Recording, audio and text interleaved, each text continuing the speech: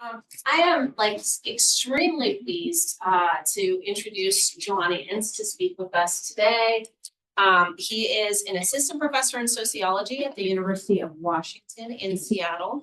He studies racial projects and religious organizations and work that I think invites a lot of rethinking in areas that are really central across our department. So racial stratification and identification, religion, organizations, and culture. So I think there's a lot of different reasons for us to be really excited to hear this talk, as I am. So please join me in welcoming Jelani.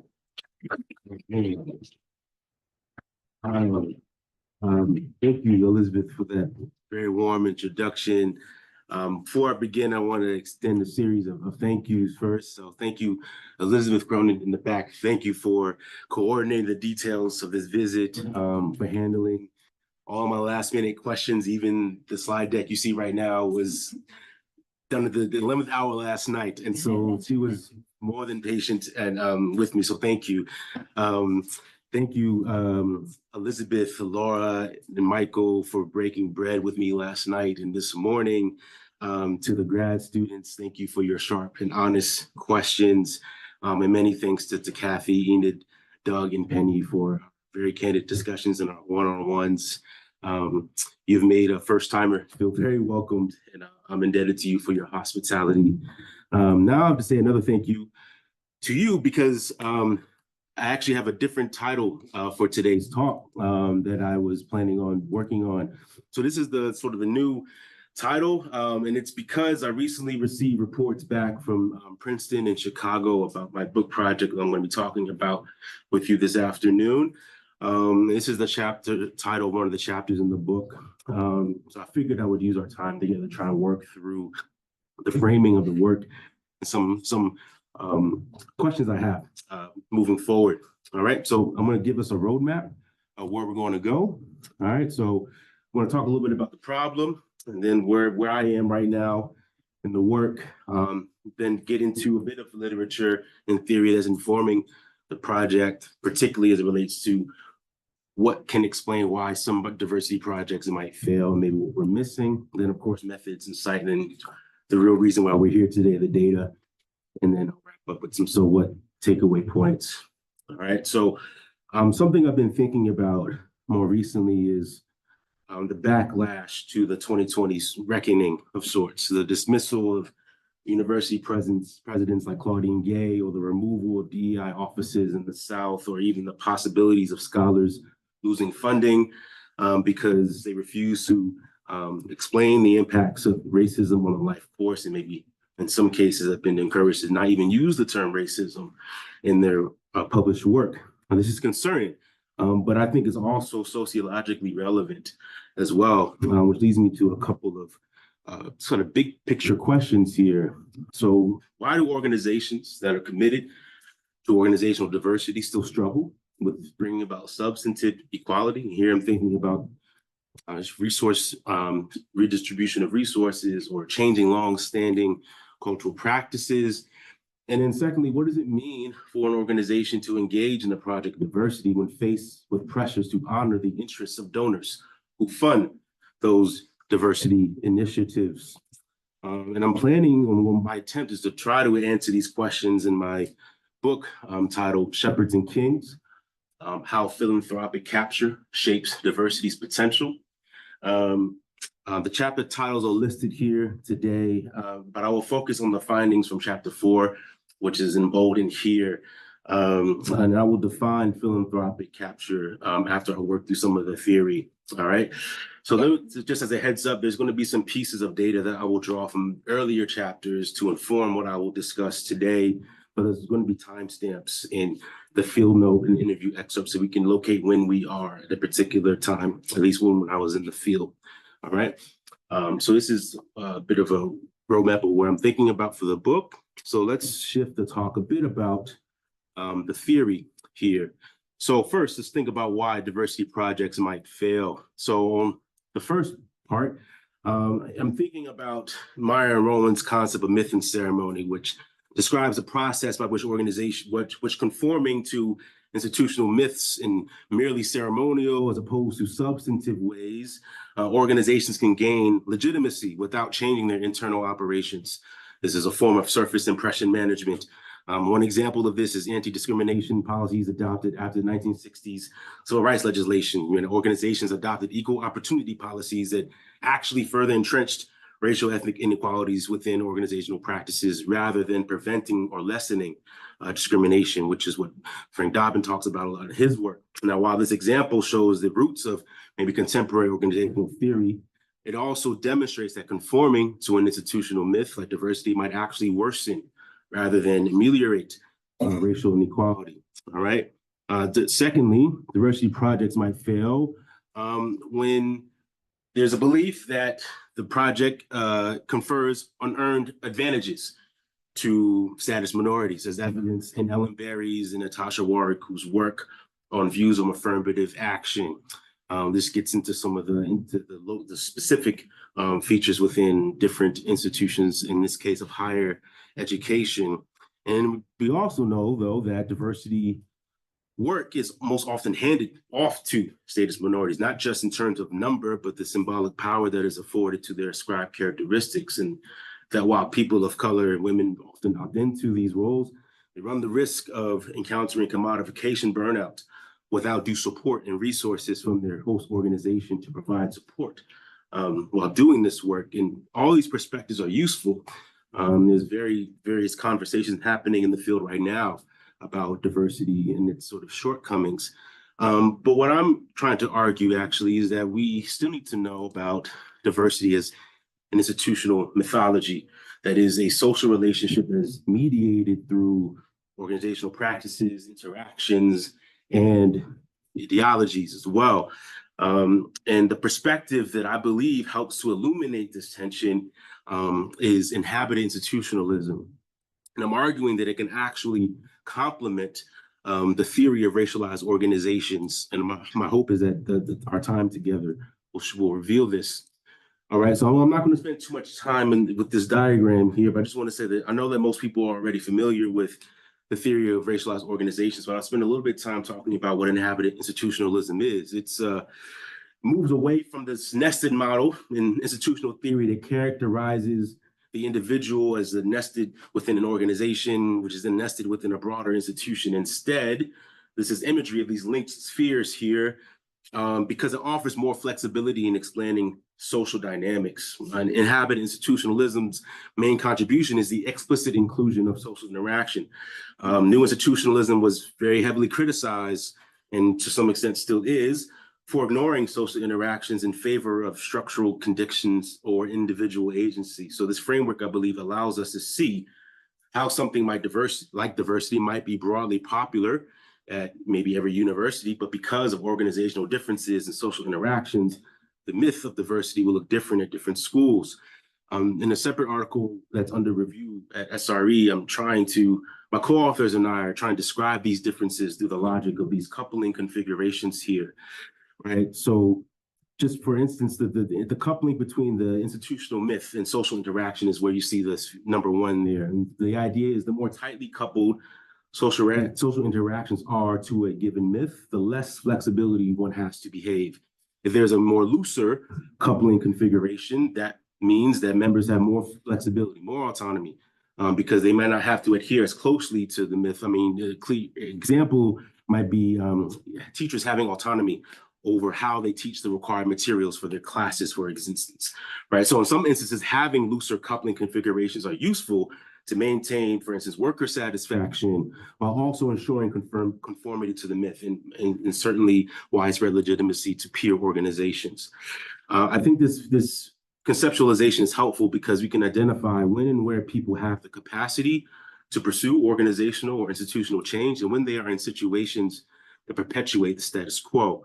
So even if institutions appear similar because we have these broad myths that guide our organizations, that doesn't mean they operate the same on the ground. And so clearly, as I've said before, the myth that I'm thinking about here for this project is racial diversity. And this is where I think this maps onto this idea of capture, because even if there's a commitment to the work of diversity, there are challenges that emerge as a consequence. So the attention is what I'm calling philanthropic capture. And this is sort of the definition that I'm using, is when donor influence limits social missions or causes mission drift. And then under this view, then diversity projects might be unsuccessful because of contention over resources, fears of losing donor support, real or perceived, and perhaps decline in trust for organizational change readiness because of the fear of losing support. And in some cases, as we will talk about today, actually losing support as well. All right. So like I said, if you want some more questions about sort of the theoretical approach, I'm happy to answer that during the Q&A. But in the interest of time, I'm going to talk about the site and then we'll get into some of the findings, right? So the site that I used for this project is Risen Church. And I visited Risen weekly on Sundays every week from 2018 to 2020, and as well as 3 small groups outside of the regular meeting time that met once a week. One group was a co-educational adult Sunday school class, met for an hour before service. The other 2 groups was a co-educational millennial sort of hangout group, and one was an all men's beer and cigar smoking group. And so they all had their own little small group cultures, but it was interesting to sort of track how this diversity mission followed them outside of regular meeting times. I also have data from the behind closed door council meetings, which I'll talk about briefly. But for today, the data for today was solely focused on church service activities and the deliberations of church leadership. All right. In addition to observations, I conducted 50 interviews with a sample of Risen's congregants and leadership. And these interviews and observations were conducted concurrently. And the interviews conducted more frequently as I began to build rapport with members of the congregation. All right. And some of the church demographics it is a predominantly church. The average attendance is 80 members. So the orange sort of represents the interviews I completed, and then the blue represents obviously the actual attendance in the church. I recognize that some scholars have argued that the ideal church setting, for instance, where white attendees are the minority in a predominantly Black, Latinx, or Asian congregation committed to racial diversity, would reveal really important insights about the symbolic, cultural, and material constraints that accompany making diversity incarnate, but the high levels of residential segregation in St. Louis and the racialized history of U.S. Protestantism more generally made it pretty difficult for me to find a church that matched that profile. All right, so talk a little bit about who leads the church. All right, the church has a senior pastor, Lawrence Clark, who is an African-American man in his late 50s and inherited the senior pastor role only months leading up to the 2014 unrest in Ferguson that gained national attention. Risen also has an associate pastor, Grant Williams, who's a white man in his mid-30s and was in his 2nd year in the role at the start of my field work. And just as to give a sense of, how the lack of diversity in this denomination, out of the 5,100 pastors in this denomination, less than 50 or 1% are African-American, and the numbers are even smaller for Asian, Latinx, and almost non-existent for Native folks. And including the pastorate, the organization has numerous leadership positions. 6 are occupied. Women are predominantly, though, within the small group leader position and hospitality committees, I will add. However, this is important, only men can occupy the role of pastor and elder and can perform certain tasks such as preaching or congregant discipline. Therefore, I think Risen's story is not just about religion. I think the lessons we can gain from this organization as a site have implications for the cultural tools that are required to maintain order within organizations that seek to be diverse. All right. So in this book, I am talking about 3 challenges. I'm arguing that philanthropic capture elucidates 3 challenges that organizations must consider in their attempts to try to vivify their diversity projects, while also honoring the interests of the actors whose donations make those diversity projects possible in the first place. So the first, perhaps, is the challenge from above, whereby decisions are made based on if activity threatens donors' interests. The second challenge is from within, which describes the pressures to honor the interests of minority inhabitants who might not share the same financial stakes as their white counterparts, but whose presence is nonetheless necessary to signal evidence of output of the diversity initiative's success. And the final challenge is the challenge from around, which is the pressure to not lose legitimacy amongst one's peers, which is another way of saying not to lose one's claim to legitimacy as a truth spot for diversity, to echo Tom Gearin. All right, so obviously our findings will kind of go through each challenge, and I'll use some data to elucidate how these challenges happen on the ground. Like I said earlier, the data will bring in different parts of my time in the field, and there are different timestamps that will signal where we are in that time. All right, so first we'll start with challenges from above. All right, so in this interaction, I want to begin by giving you all an idea of who the kings are. I'm going to start with an excerpt from Risen's new member orientation, where members are told about the church's belief system and learn about the leadership hierarchy locally and regionally. All right. So Grant says there's a plurality of leadership in the church at the local level, the regional level, and the national level. That means that Risen is led by a group of elders who are equal in authority. We don't have any more authority than the other elders in the church or the senior leaders at the denomination. Lawrence nods yes. He says, "You probably heard horror stories about a church having a problem with the pastor and they can't get rid of him. We haven't had that here. Hopefully won't have it," he says with a chuckle. He continues, if there's an accusation concerning a church leader, those senior leaders can come in and say the accusation was right or the leader is innocent in this. I've seen this play out before and it gets ugly. God help us if it ever happens to us. Lawrence says with a nod. He looks to Grant, who raises his eyes but remains quiet. So this reveals that Grant is hinting at these external senior leaders, the kings, who have a say on the internal affairs of individual congregation. Now, Lawrence provides support and says that this is an accountability structure that informs how they can do their local congregational work. In this external body of leaders who are invisible to the congregation, they are nonetheless imbued with power to weigh in on congregational issues. And they are also responsible for controlling the distribution of the denomination's funds to individual congregations. Now, the pastorate is required to share their budgets with these leaders, report on any suspicious church activity, and in some cases, put in requests for financial support. Now, these leaders are also in a position to approve or disapprove requests for more funding, granted, but usually that doesn't happen, right? But this is something that members are getting clued in on in terms of the authority structure, right, in this denomination, in this context. All right. Now, after we've seen this is sort of foreshadowing for what's happening later in the text, especially where Lawrence says, "I've seen this play out before, and God helps us if it happens to us." We look to another situation where Lawrence is sort of casting the vision for the congregation. He wants to bring attention to a fundraising effort to help fund one of their diversity initiatives in the church. And I would like us to pay attention to his justification for this. He says, quote, "These teenagers are just as important as the people trying to make this church diverse. All of us are here to serve. Amen?" Lawrence asks. When no one responds, he turns his head to the right and raises an eyebrow. "Amen," he repeats, raising both eyebrows. "Amen." The congregation slowly mumbles in response. He continues, "Brothers and sisters, some things fall and land on our congregation, and we don't know how they landed, but they did. As long as God thinks we're doing what we should be doing, God will help us to populate and finance it." So he's casting the vision in front of the sanctuary, which is this tutoring program for children in the neighborhood that meets outside of regular meeting time. He makes it clear that the congregation not only needs to raise money, but they should show up to volunteer for this program.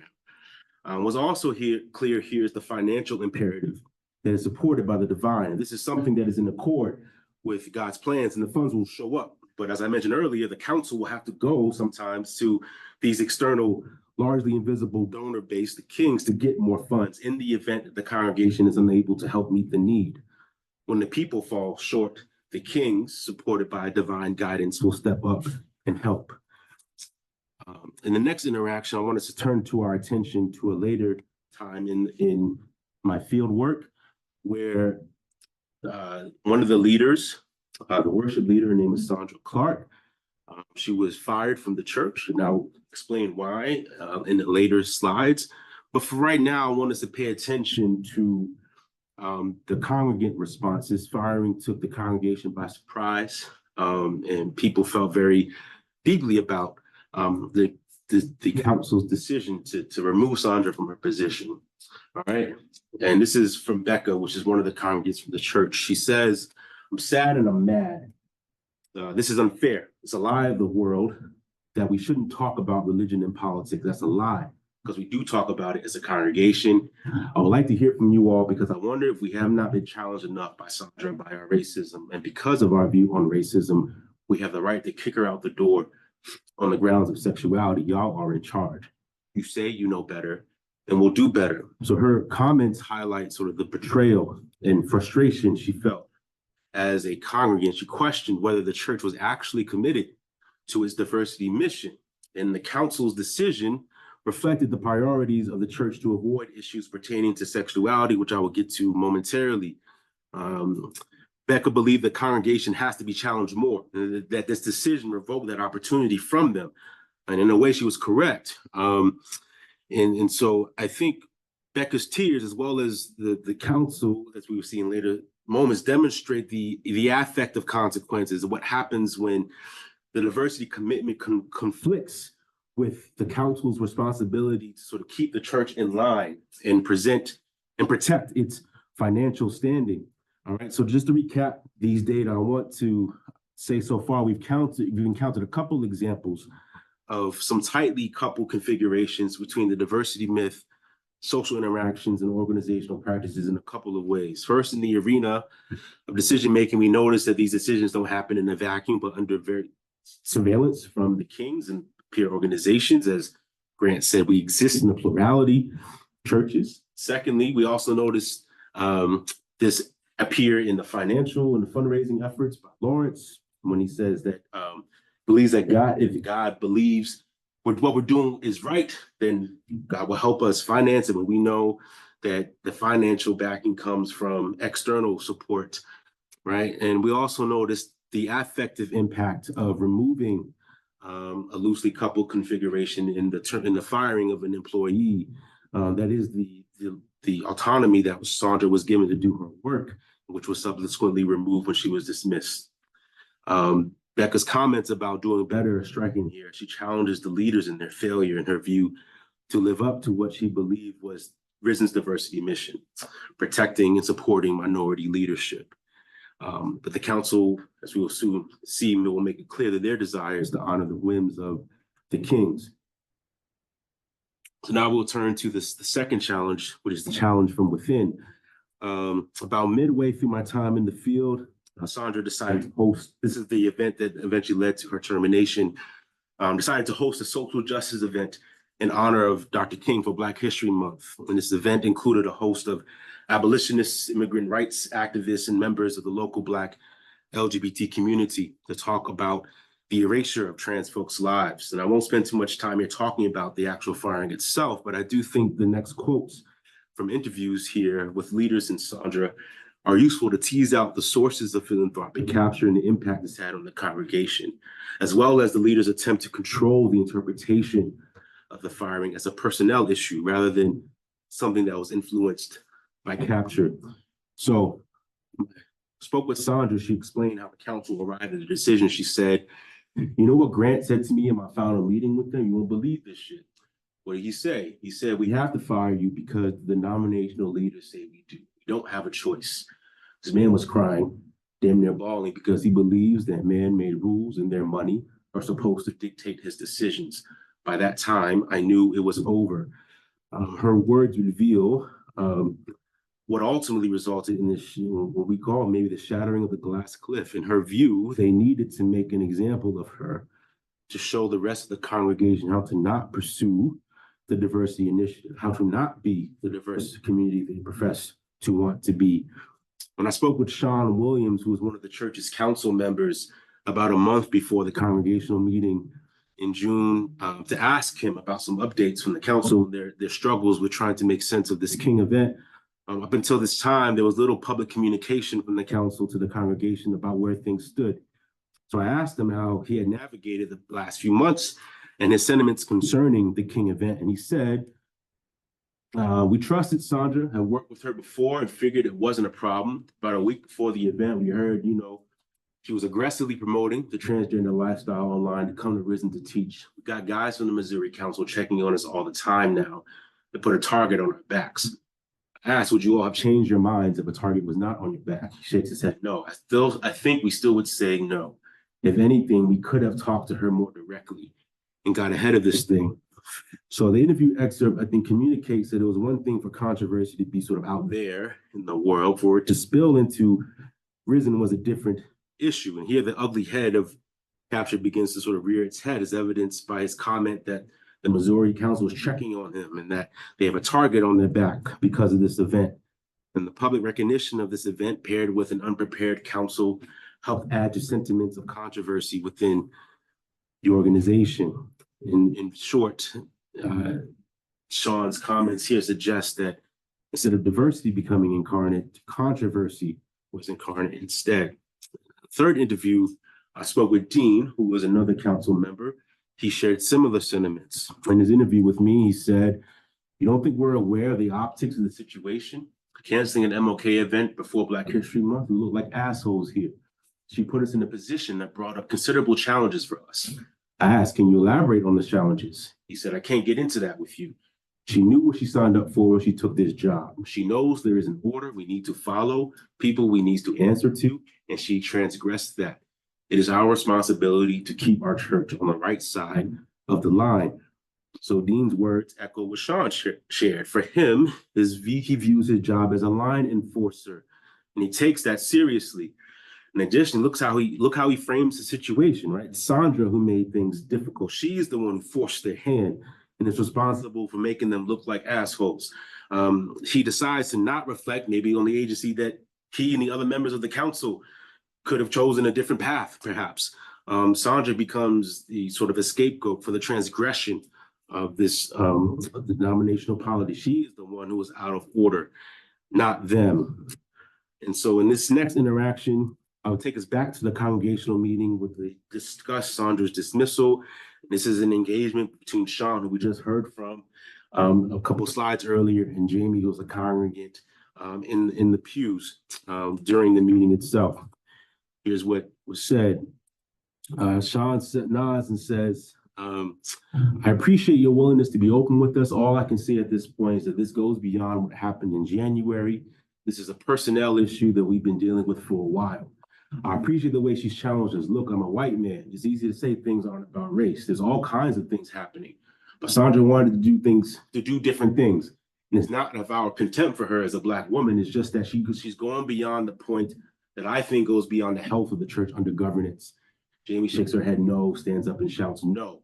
If she was a man, this would not even be an issue. He would not be dropping on us without warning. Right. So we notice here that Sean sort of relies on the convenience of process, procedure, and the health of the church. And again, as earlier slides showed, it's the responsibility of the elders to protect and maybe in some cases purge the community of toxic behavior and beliefs that would undermine the local mission of the health of the church. But notice Jamie's response, right? Instead of waiting for Sean to finish or raising her hand to speak, right? She breaks decorum, shouts back to him. She's doing her best to try to speak truth to power, as folks might say. This is an opportunity for Sean to maybe step in, maybe and acknowledge Jamie's anger and maybe even apologize. But again, he decides to try and regain power by dismissing her response. After this, she said, "I don't agree with you." We can see that some members of the congregation clearly don't buy the council's response and are very displeased with it. So congregants like Jordan had aligned with a similar response to Jamie and Becca, who we heard from a few minutes ago. She said, "I don't know what the politics behind all that was. When we've had Martin Luther King programs arisen before, we've asked community organizers, organizations, and anybody plugged into the protest infrastructure in St. Louis to speak at those events.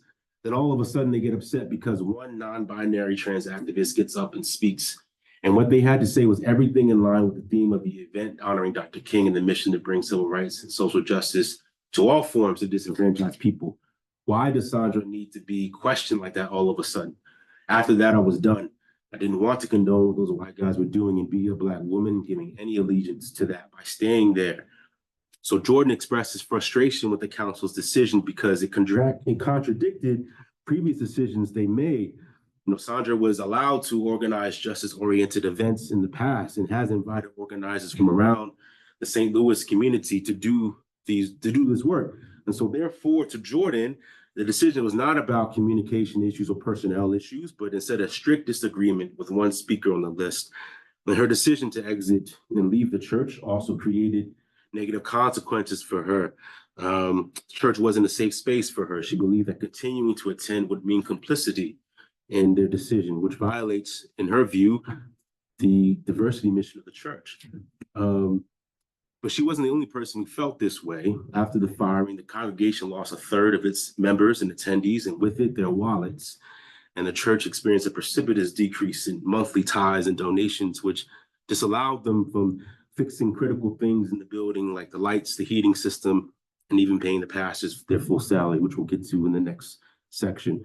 So let's do a brief recap of these interactions and interview excerpts. So we saw the downstream effects of sort of these loosely coupled configurations between the diversity myth, interactions, and schemas. So the first instance was in the interview with Dean, when he said that we have trusted Sandra and worked with her before, right? Sandra was given flexibility to do the diversity work she was hired to do, and this was fine with the council until they caught wind of the King event, which led to another consequence, which is the council's response to the event and the pressure they faced to honor the interests of the Kings because of that loosely coupled configuration. This was demonstrated in Sandra's interview when she said that Grant told her they had to fire her because the leaders said so. And secondly, we see another example of sort of the affective impact of this forced recoupling, the sense of betrayal that congregants felt in response to Sandra's dismissal. We saw this in the congregational meeting when Becca demanded the council should have known better, certainly, or when Jamie correctly proclaimed that if she was a man, she would not be an issue, or in Jordan's case, where she rightfully pointed out that Sandra's being questioning was a bit peculiar given the fact that she had planned previous events, similar events in the past. All right. But finally, I'm going to start with discussing challenges from around, which is another way of saying the challenge of being the first or the only one to begin an isomorphic wave that will chart new terrain in the diversity project. So as we discussed, these invisible sort of kings only want Risen's diversity project to focus on racial diversity. And the council is willing to do the bidding of the kings that will result in less attention. But I want to discuss what happens when Congress try to push back and resist those efforts and the blowback that happens as a result. So I want to take you to a side of conversation between Sean and Jerome, who are two council members, and are meeting with a formerly underground women's council, and who were debating about how to represent the interests of women in the congregation. And Sandra's dismissal forced them to come above ground and challenge the council face to face. All right. So Morgan shakes her head in disagreement. Look, I came into the church in 2017. The pastor said we're going to fight racism. Sandra gets fired, despite the elder saying it's not racism. I think those things were in play. I think we just went back to the denomination, and that's not where I want to be. We have to take a stand. Are we going to fight racism and sexism in the denomination or not? But I'm not. Okay, I'm not disagreeing with you. What I am saying is that as we map our messaging, we have to be careful. There are different audiences we need to be sensitive to. But there are people who don't want women in leadership. Whatever that technical term is, they don't want that. Jessica says, well, we don't have control over that. Jerome retorts, correct, she replies. So what I think is going to happen is that people outside the church will ask you if you want this to happen. They're going to ask if this is your workaround to basically have women ordained in theory or in practice. I think that's the thing you all need to figure out, right? So the main question of the meeting is if the council will approve the establishment of this women's council, right, to advise the council on key decisions that are integral for church life. It's not a procedure that is formalized in their doctrine, nor is it something that Risen's denominational peers in St. Louis or the state of Missouri, for that matter, have within their own congregation. Risen effectively will be the first congregation to break new ground in this direction. You can sense the hesitation from Jerome, who warns that there are different audiences they got to be sensitive to. And Jessica picks up on this hesitation as well and is aware the decision might bring more attention and scrutiny, but she doesn't want the council to back down. So let's see what happens as the conversation continues. Sean finally interrupts. So we got to remember this is a Reformed church. These elders have been ordained by other elders in the denomination, and we have expectations to uphold. I have people to answer to. They expect us to continue to be a Reformed church. It's still going to be a patriarchy in a neutral sense, in a positive sense. Women aren't going to be shadowed. But I think all the elders feel strongly that there's a difference in role, but not value. I don't know why God wrote it that way in the Bible. I know we can do much better, and I think we can get closer to really acting like there's a role difference and not a value difference. I think we went through a period where we didn't make it clear that we valued the denomination, the donors, and that, he points to Morgan, you didn't hear enough. Maybe you thought, oh, the door is open. Maybe we're going to do something fundamentally different. Some of the folks who just came don't realize that women can't be elders, and this isn't a pure democracy. Right. So the division between the council and the defenders of the women's council is surfacing. Is really more than just petty disagreements about worship preferences. This is where we can see capture coming to the surface here. The belief that the Bible is inerrant, should be interpreted liberally, and should not be infringed upon is one aspect here, which is one fork in the road. But we also notice that Sean says in the next sentence, the council has failed to make their interests and obligations clear to the congregation. He did not say. He says they didn't value the denomination and the donors enough. And in fact, maybe they led the congregation to believe that this is a pure democracy when it is not. So this is an organization that bends to the wills of the kings, not the people, right? So Sean's response reveals how philanthropic capture is instrumental in the council's decision-making for the church, right? When he says, I have people to answer to, he's effectively saying the proposed decision cannot be misaligned with the interests of the donors and the external stakeholders, all right? The next interaction will take us to the council meeting that happened immediately after this discussion with the Women's Council. This is an all-male setting, and Sean and Jerome reporting back to their colleagues here. So Mike points to Jerome and Seth. Mike is a council member. What'd you find from the women's meeting? Sean rubs his chin. Well, they said the nomination was patriarchal. He says flatly. The rest of the council snorts and chuckles. Mike rolls his eyes. Really, come on. He retorts and he takes a swig of Coke and he bites his pizza. Jerome lifts his arm to quell the responses. What he's saying is that they feel their voices aren't being heard. I think we should listen, he says. Lawrence looks at Jerome and nods. I think that's a good idea, he adds. Mike shrugs. So they need to come to a council meeting and not hide behind you. There isn't precedent for a women's council, he says. The rest of the room nods. Jerome sits back in his chair and remains silent. Right. So this moment tells us a few things. Out of all the things to relay from the meeting, Sean mentions an excerpt that will likely not go over well with the council. And the council disproves based upon their snorts and chuckles and Mike rolling his eyes and whatnot. But notice how Jerome tries to propose a different framing of the events. He's trying to redefine the situation and move the group towards a different outcome. He tries to gather their attention and reduce the dismissal of the ideas and tries to even get the approval from Lawrence, who joins his efforts.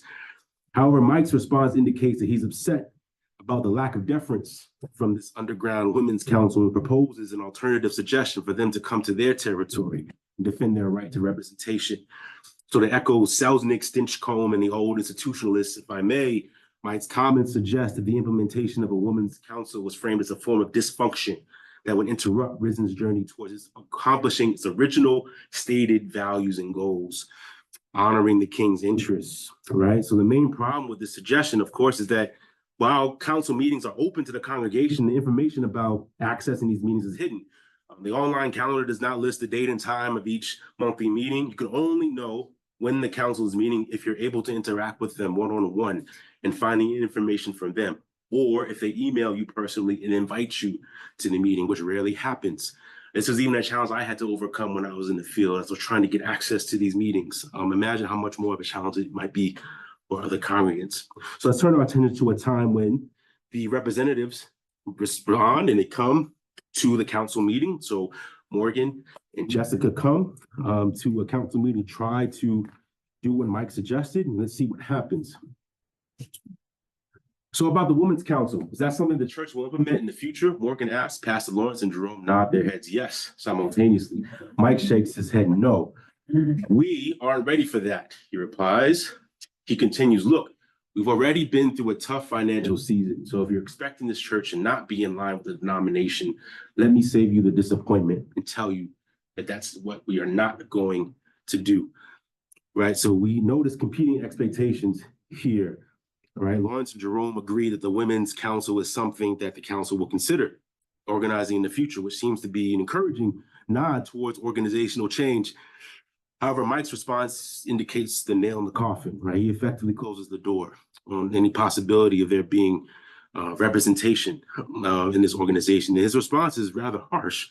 And this tough financial season that Mike is talking about refers to the church losing members, losing ties, and having to dip into their cash reserves to handle business, repair, and admin affairs, right? So, and admittedly, right, this was a pretty difficult situation to witness as well, right? It's kind of difficult to resist the urge to say something to Mike in the moment, given how much work went into getting to this time. And it seemed this was the end of the life cycle of the diversity project that Sandra was trying to champion.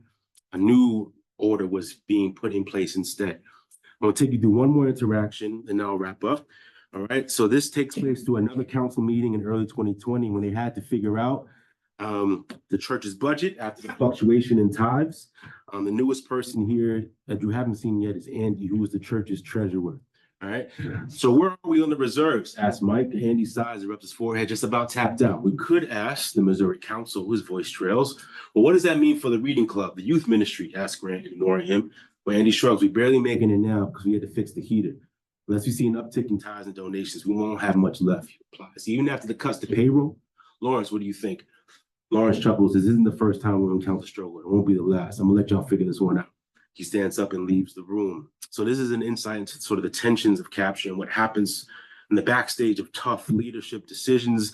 The church's cash reserves are nearly gone. They're at risk of losing funding for key service programs in the church, and they're still navigating the aftermaths and making cuts to payroll. I didn't say this beforehand, but it was Lawrence who decided to take a pay cut in response to the decline in donations because Grant has a family with children.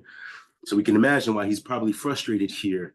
And additionally, we see sort of the double-edged sword of an unwillingness to consider alternative direction for organizational change. The council was faced with a fork in the road earlier on in the life cycle of my time in the field, and they decided to lean towards the path most familiar with them, siding with the kings and polity, even if it meant suffering financial loss or a loss of rapport among the leadership. So to recap, we saw a few findings here, right? Tempered expectations, the bubbling up of capture when Jerome says that there are different audiences that we need to be sensitive to.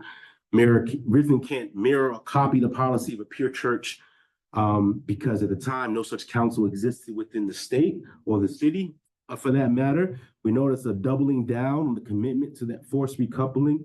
Mike's comments to Morgan about shutting down the women's council idea before it even got a chance to hit the floor of debate for the congregation is a clear example. And then also we saw the double-edged sword capture, which is a slow crumbling of order and trust among the council, honoring the path well trodden, saved them from the ire of the kings, but it did come at a cost locally. So let's bring it all home, right? And then I'll be quiet. All right. So first, I want to talk about what philanthropic capture sort of elucidates here. So first, the constraints in organizational decision-making. We saw the first example of this during the new members orientation when Lawrence discussed the accountability structure in the denomination in the local church. We saw the role of donors in organizational decision-making as well, when Sean said it's not just God that they have to respond to, but the donors or the kings, right? And this later emerged in the discussion between the Women's Council and the Men's Council, for that matter, when Sean said that he had people he has to answer to. We also saw this in the weaponization of status hierarchies to retain order. Once the Women's Council came above ground, then the Men's Council forced them to come to their terrain and engage in a discussion to effectively shut them down before it got a chance to be discussed openly by the congregation. We'll also see this sort of precarious inclusion. This capture reveals how diversity projects serve as tools of precarious inclusion. Like I said, the moment Sandra was given flexibility in her job, but she was hired to just focus on race work. That's it. The moment she tried to champion a more progressive gender politics with the diversity project, that alarmed the kings to the extent that they strongly suggested the council fire her, right? The council could have chosen an alternative path, by the way. They could have said no to this, right?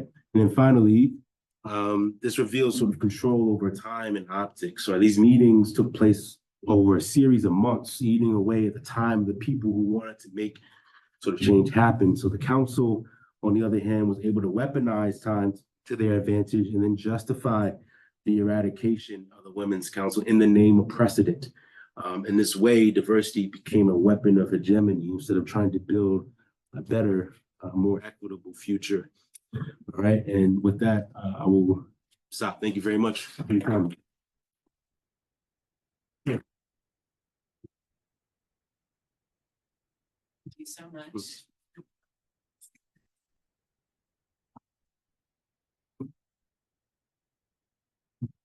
Yeah, thanks so much. That was super interesting. There was so much in that small slice. I have like 1,000 questions, but just to pick one. So the donors. So I want to know a little bit more about who the donors are. Yeah. So is this particular church getting money from from the broader organizational structure of the church? Yes. And are there donors who are contributing to that broader church? Or are they contributing to this local church?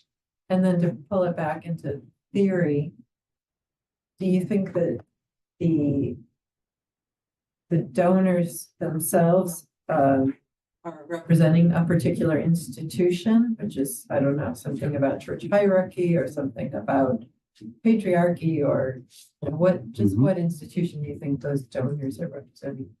Yes, that's a great question. So yes, the donors are they are denominational leaders for the state, and so they have control over all. They have survey over all churches within the denomination in Missouri, and they can control the distribution of resources. So each year they get like based on the new budget for the denomination, a new bucket of money to distribute to different churches with different need. And so Risen is a small congregation, not sort of a wealthy congregation. So they rely heavily on these donations from them to sort of fund not just payroll, but the reading club, the other youth ministries, and certainly, right, this is not to overlook the tithing that is necessary too. I'm not saying people don't tithe, they do, but that external donations are really important as well to try to cover ground where the tithes can't cover.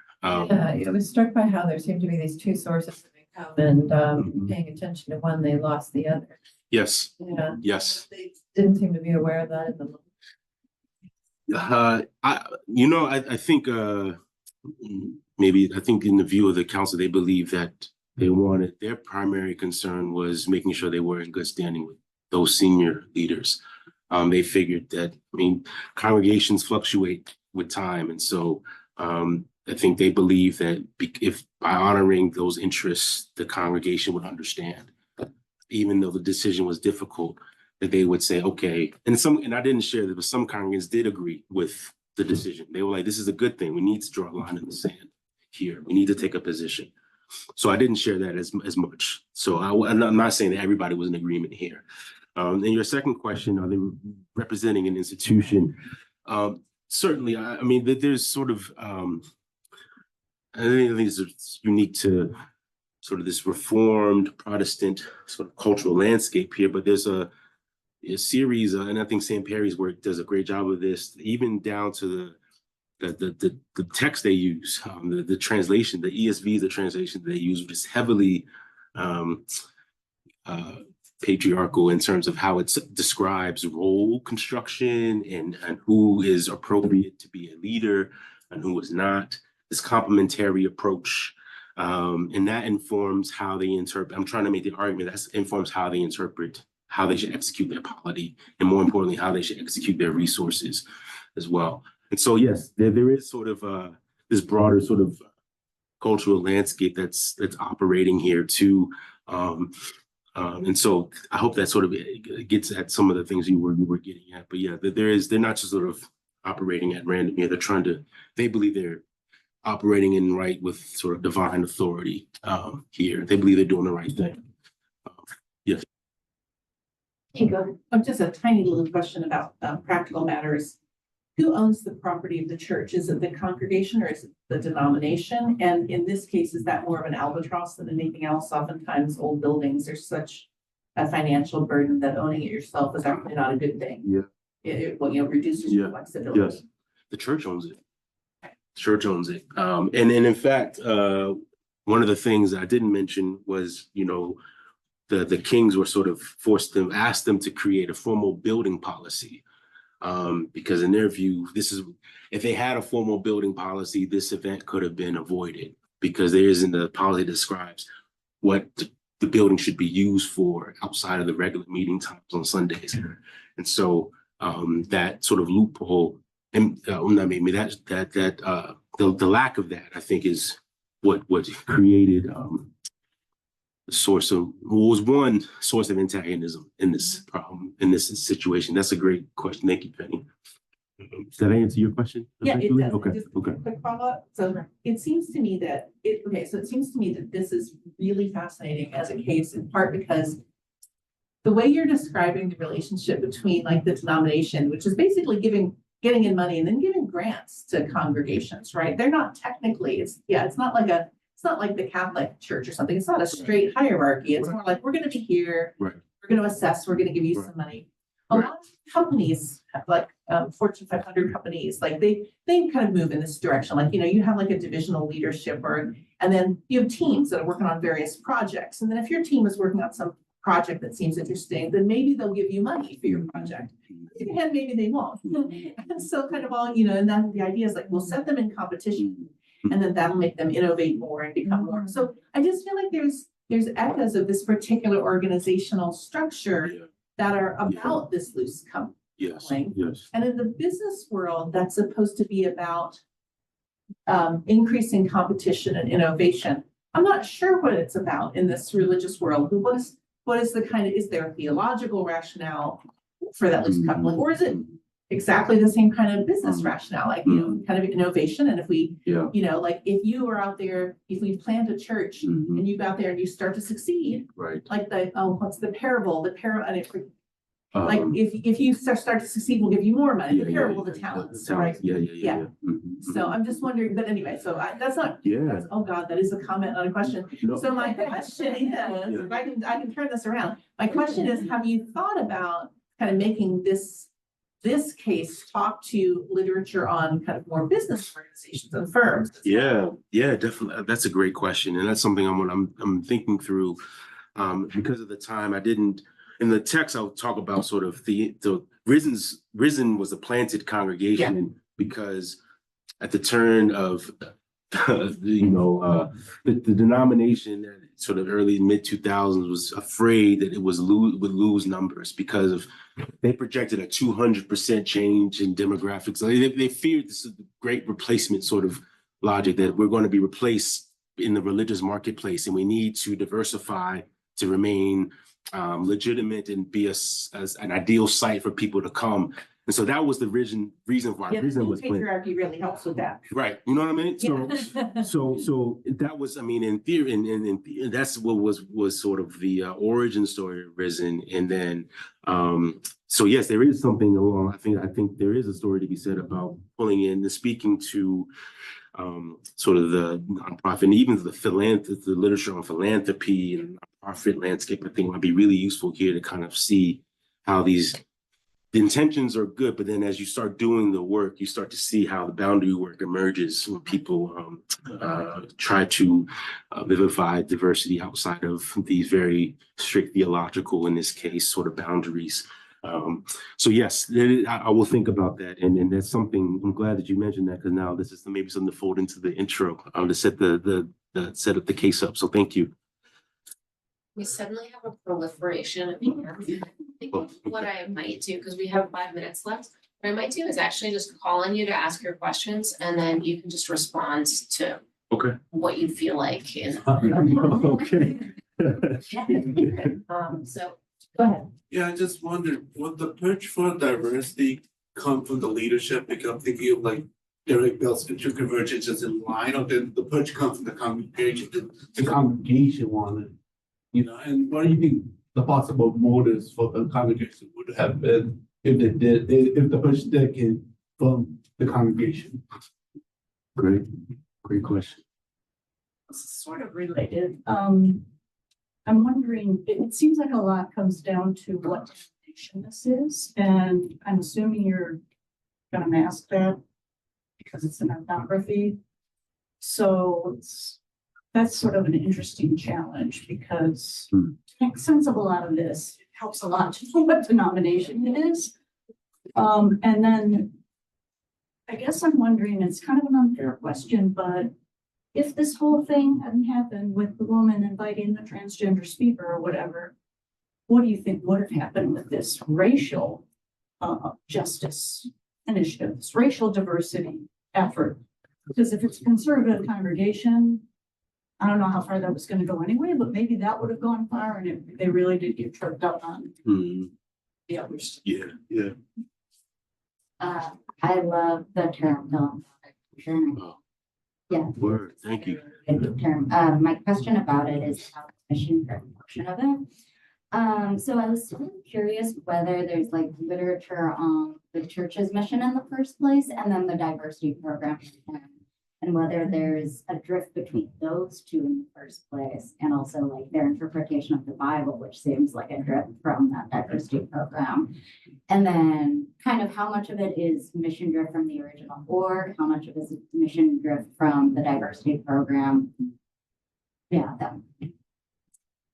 And Jelani, now that I've put you in a really difficult and unfair position, That's just talk about what you want. Yeah, I think I can try to hit on these things. So the push, this is interesting. So the push originally came from the leaders. It was an all-white church with an all-white leadership. They were like, we can't do this. We're doing a very bad job at this. So they hired Sandra and they hired Lawrence to come in and help them. Like first they brought them in as consultants, and then they hired them officially soon after the Ferguson uprising sort of happened. And there was a lot of even pushback against the congregation for that because they felt that it was inappropriate and they felt that, the original leadership was being pushed out and all this kind of stuff. But once Sandra and Lawrence arrived, they started doing the work.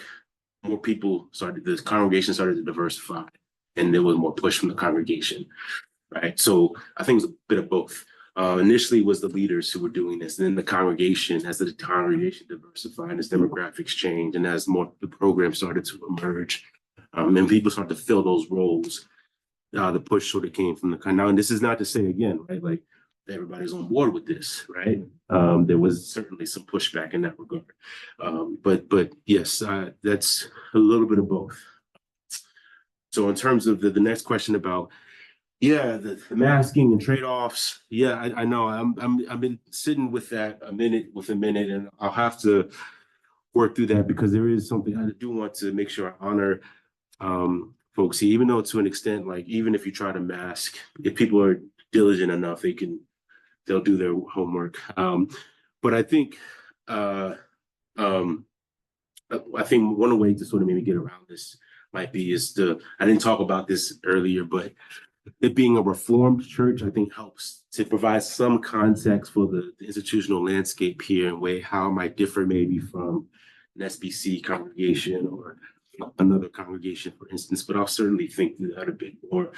What would have happened if this King event didn't happen? That's a good question. I don't know if, I'll say this. I think that in the dismissal sort of discussion, it wasn't just the event that was sort of the impetus here. It was also Sandra was out in the community still doing on the ground work with members of the LGBT community. She was performing marriages. She was sort of doing she was preaching, right? So there was other activities she was doing outside of the King event that drew attention from the King. So I still think that there may have been some pressure on the council to make some sort of decision. I don't know if they would have fired her, but I also can't say that either because given that and these discussions have been boiling over for several years. It wasn't just sort of this 2019 moment, even though that was sort of maybe what sort of made things explode or what snowballed into something that had all these downstream effects. So that's my best attempt to say what would have happened. I would like to say that maybe she wouldn't have been fired, but I can't definitively say that's what would have happened. Yet on the point of mission drift, Yeah, I mean, I know there's some recent books that just came out about the trade-offs of philanthropy. And so I think there's some more work I gotta read to really address and ground that in the previous work. But on this point of mission drift, yeah, I think this goes down, and this is why I think this cultural lens is important because and why the interviews are helpful too, because different folks had different interpretations of the same event. Some people were like, this is messed up. Other people were like, yeah, it sucks, but like she was doing bad stuff. Like we need to be in line. We need to make sure that we're honoring polity, we're being in line with the original mission of the church. So I think there's even contention about what the mission of the church is in the first place, right? Even if it says we want to be an uncommon community, unifying the city, delivering it from racism. That could be that's literally in their mission statement. And yet there's still contention about what that looks like in practice.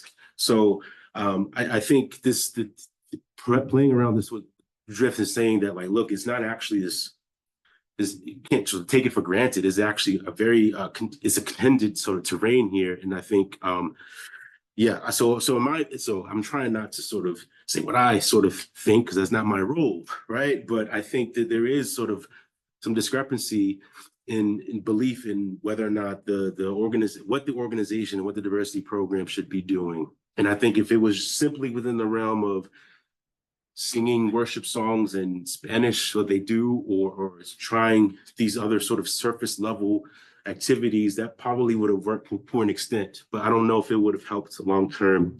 So I'll think through that again, Laura. Thanks for that question. This is actually really great. Thank you so much. And thank you for your questions. Thank you.